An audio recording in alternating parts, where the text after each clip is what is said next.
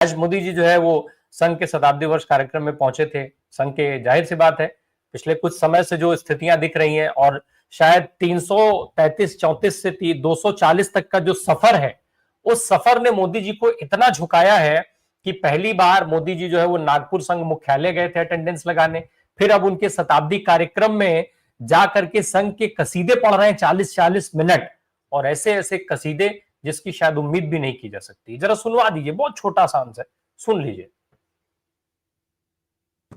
व्यक्ति निर्माण की ये सुंदर प्रक्रिया हम आज भी संघ की शाखाओं में देखते हैं।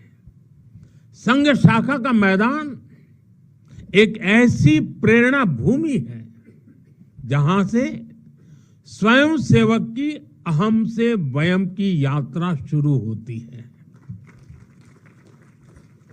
संघ की शाखाएं व्यक्ति निर्माण की यज्ञ वेदी है। इन शाखाओं में व्यक्ति का शारीरिक, मानसिक और सामाजिक विकास होता है। स्वयंसेवकों के मन में राष्ट्र सेवा का भाव और साहस दिन प्रतिदिन पनपता रहता है। चलिए, पूत के पांव पालने में दिखाई देने लगता है। मोदी जी के प्रारंभिक शब्द ही बता रहे हैं कि आगे के भाषण में क्या कुछ रहा होगा। अरुण सर, ये प्रधानमंत्री का भाषण है या संघ के किसी स्वयंसेवक का, संघ के किसी पदाधिकारी का, क्या माना जाए इसको? इनका जो भाषण है वो एक स्वयंसेवक का ही भाषण है, वहीं से ये निकले हैं। खाली वो जितनी बात बोल रहे हैं वो सारा उल्टा बोल रहे हैं। वहां पर कैरेक्टर डिस्ट्रॉय किया जाता है। देश को कैसे नहीं सर्व करो, गड़बड़ काम करके आगे बढ़ो, मुस्लिम्स को कैसे हेट करो, उसको जो है वहां बैठ के खेलों के बीच में, प्रार्थना के बीच में, ये सब के बीच में ये सिखाया जाता है। तो वो जो एक फैक्ट्री है जिसका कि ये आज ये कर रहे हैं, उसको ये प्रेज कर रहे हैं, वो ठीक उल्टा है। आज तो शायद इन्होंने कोई सिक्का उक्का भी जो है निकाला है इनके इसके ऊपर। अब वो सिक्का जो है वो खोटा सिक्का होगा कि असली सिक्का होगा, ये तो बाद में पता चलेगा कि वो किस तरह का सिक्का है। लेकिन देखिए, इनके रग रग में वायलेंस पड़ा हुआ है।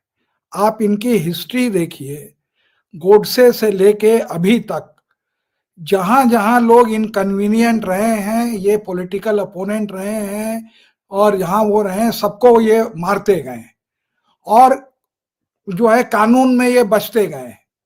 बाबरी मस्जिद आप ले लीजिए, कोई भी आदमी उसमें कन्विक्ट नहीं हुआ।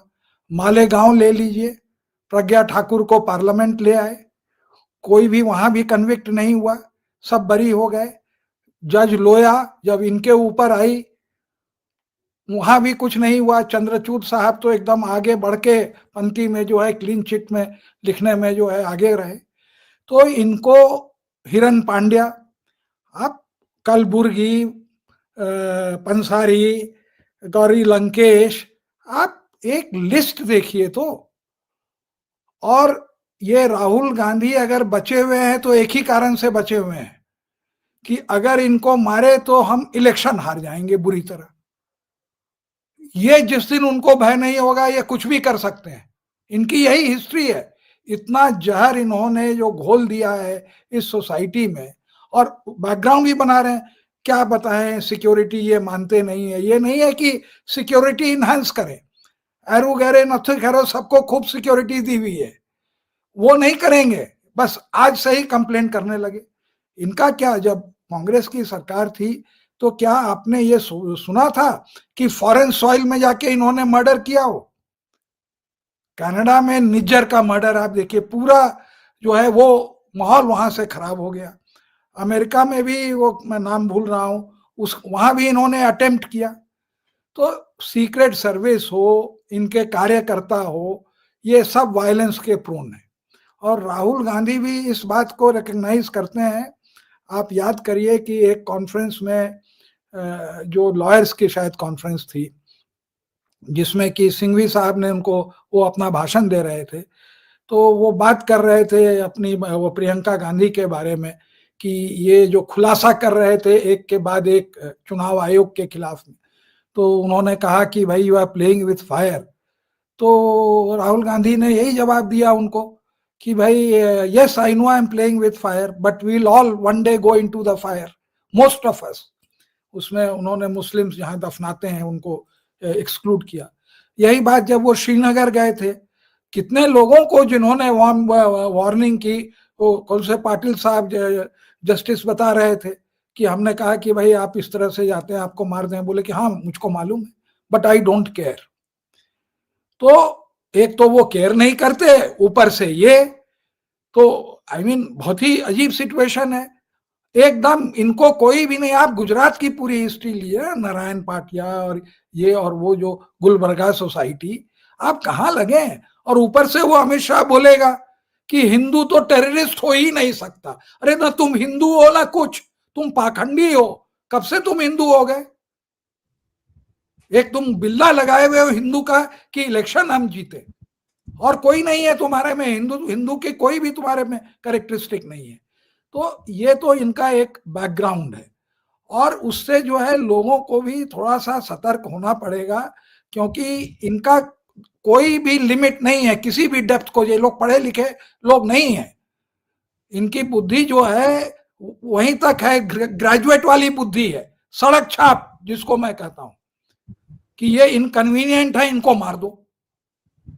ये नहीं सोचेंगे कि इसकी मोरालिटी क्या है, इसके रिपरकशंस क्या है, डेमोक्रेसी में क्या होगा। उतनी उनकी आगे उतनी सोचने की इनकी कैपेसिटी ही नहीं है, खाली वेंडेटा वाली है। तो ये जो आप कह रहे हैं, और देखिए अभी भी जो अरेस्ट हुआ है ये केरला पुलिस ने की है। ये आप मैं पढ़ रहा था कि ये जो है पहले तो इन्होंने असेंबली में कांग्रेस वालों ने रकस का क्रिएट किया तो बड़ा हंगामा हुआ। फिर यहाँ वहां का जो स्टूडेंट यूनियन वाला था उसने जो है जाके शिकायत करी, तब जाके वहां की त्रिशूर की पुलिस एक्टिव हुई। उसके पहले ये एंटीसिपेटरी बेल ले चुका था। उसके बाद ये जाके जब ये सब हुआ तो सरेंडर किया। सरेंडर करने के बाद उसको जो है फर्स्ट क्लास मैजिस्ट्रेट ने बेल भी दे दी। ये देखिए ये हाल है। सेंटर का कोई रोल नहीं है इसमें, वहीं के लोकल के लोगों का है। आप इसमें केरला गवर्नमेंट को आप दोषी ये कर सकते हैं, क्योंकि सेंटर को अगर उनको करना होता है तो वो वहां से अपना एनएसए भेजते और वो लगाते हैं सख्त कानून। उनको क्यों लगाना है? कोई ऐरा गहरा जो है थर्ड पार्टी गाली दे दे जो है मोदी जी की माँ को, तो वो पूरा नेशनल इशू हो जाएगा। और यहाँ पर आप लीडर ऑफ ऑपोजिशन को ओपनली थ्रेट करिए कि हम जान से मार देंगे, और वो कौन? एवीबीपी का जो है वो केरला का प्रेसिडेंट था, छोटा मोटा आदमी नहीं था। और क्या कह रहा है कि इनके जो है छाती के ऊपर जो है गोली मारी जाएगी, और कहता है स्लिप ऑफ द टंग। ये कोई स्लिप ऑफ द टंग होता है? तो इन लोगों को थ्रेटन करना, अब वो भी किस जगह, आप देखिए केरला, माने कि केरला जनरली वायलेंस से एसोसिएटेड नहीं है, वहां पर it is relatively peaceful state, लेकिन वहां भी ये आरएसएस वालों ने आके एक छोटे से सेक्शन को जो ब्राह्मणिकल अपर कास्ट है उनको जो है फील्ड में शाखा वाखा करके, भले वो परसेंटेज 5% 7% हो, लेकिन वो परसेंटेज बढ़ता जा रहा है, समझा? तो वो अभी तक तो नहीं है डेंजर, बट ये नहीं मालूम कि इसी सब काम करने से जो है ये कहां से कहां पहुंचेंगे। तो मेरा ये कहना है समरी में कि उनके ऊपर एक जो है रियल थ्रेट है। ये सिरफिरे लोग हैं, उनको ज्यादा सिक्योरिटी की जरूरत है, क्योंकि वो जितने पॉपुलर होते हैं और जितना इनका बेड़ा गर्क करते हैं उतनी ही इनके अंदर में घबराहट होती है। और ये सत्ता से जो है चिपक के जो है इनको अब आदत पड़ गई है, ये सत्ता नहीं छोड़ सकते। यही कारण है कि आप देख रहे हैं कि हर तरह की जो है चुनाव में ये बेईमानी करने पर उतारू हैं, और हर तरह से जो है जुडिशियरी में भी ये इन्फिल्ट्रेट कर रहे हैं। जी।